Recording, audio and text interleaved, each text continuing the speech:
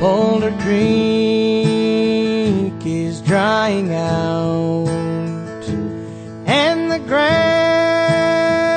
is turning brown, and that rain just won't fall down.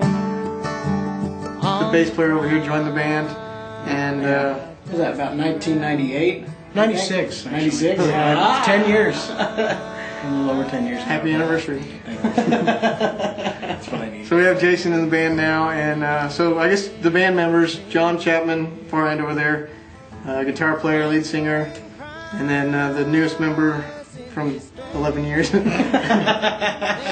Jason Chapman, our youngest brother, in the upright bass. I'm Jeremy Chapman. I play mandolin and sing comedy, and our dad, the one that kind of started it all, Bill Chapman, plays banjo and drives on the banjo and on the van. Well, the band started in 1988. If you go back before then, Dad, years ago when we were just kids, he bought a banjo at Sears, and he used to play that around the house. And John originally started on fiddle, fell in love with guitar and switched over to that. I started on guitar, but it was too large for me at the time, so I found the mandolin was a better fit, and I haven't grown into it yet.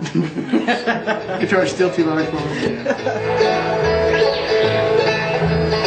And then Jason eventually took over from Mom. And Mom was gracious enough to let me play it because I enjoyed it so much.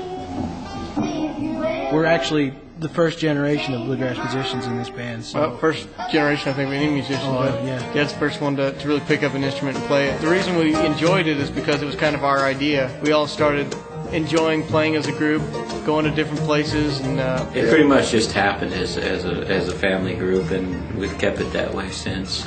We've tried to fire each and every one of us. Yeah, every one of us is we've either quit or been fired many times. So.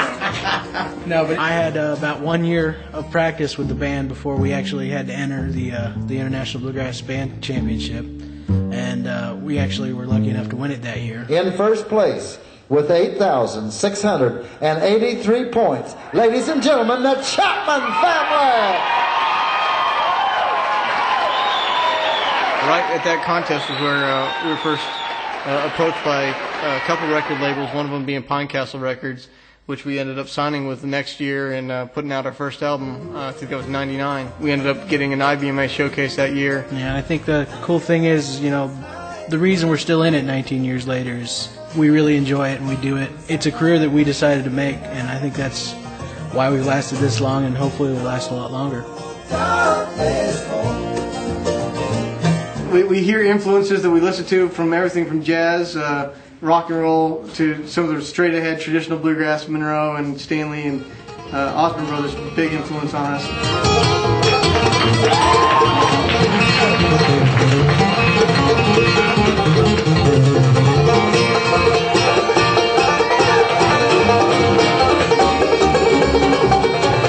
It comes from a lot of years of playing together as a family and singing together. And kind of predict what the other person's going to do now. Mistakes, lots of mistakes, and then building it. When we did our first project, we had Ray Deaton produced it. He helped us really refine our sound and point out, you know, that we really had to pay attention to details. We felt the music, but we weren't really paying attention to details. And I think getting in the studio with him that first time and working with the studio musicians and seeing how detail-oriented they were was a big influence on us, that we really started noticing that, you know, every note counts. The tuners that we use to make sure that we're exactly on pitch, to making sure that every harmony part is, you know, the perfect mirror of the lead vocal. All those little details really started to define our sound. A couple of years after the first album came out, we won IBMA's Emerging Artist of the Year, which for us was just a affirmation that what we were doing was right, and I think motivated us more than ever to not let the little things slide.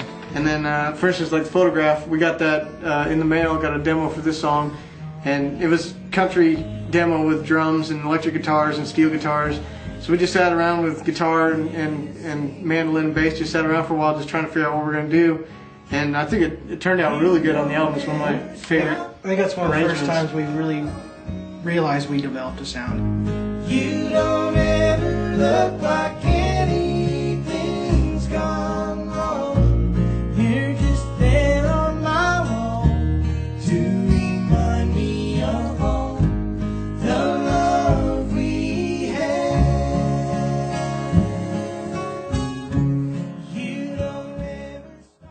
playing bluegrass festivals as much as we can because that's where our roots are, I think. But we're starting to branch out to newer fans, hitting some of the college towns. Kind of a new demographic from what we've hit before, and it's actually been working out pretty well for us so far. I think that's what makes this band, kind of special, is that we do kind of merge into a lot of different areas, Kind of bridge the gap. Yeah, the traditional bluegrass realm. We got more of an acoustic, adult, contemporary kind of sound.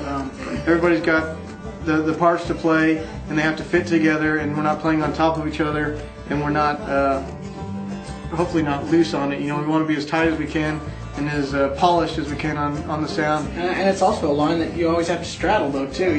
We want to be as polished and perfect as possible, but you also got to make sure you don't lose the soul of the music. And I think we've done fairly well at trying to keep that still in there.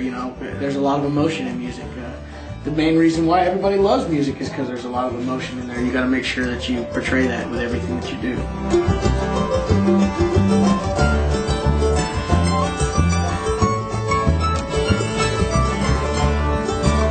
Being brothers and family, you can tell the other person when you think they're doing something wrong and not be afraid of their reaction to it. I think, we can weather a lot more storms as a family. A lot of guys would have quit by now, but we stuck there. Just watch American Chopper for a while. That's our band. That's actually the Chapmans right there. The great thing about this band is it's always evolving. Every month we have something a little bit different that's brought to the table, and we keep trying to figure out what we want to do. Experimenting with new sounds, new things. And I think that's a good thing about a family band is those little things can get that much more tight.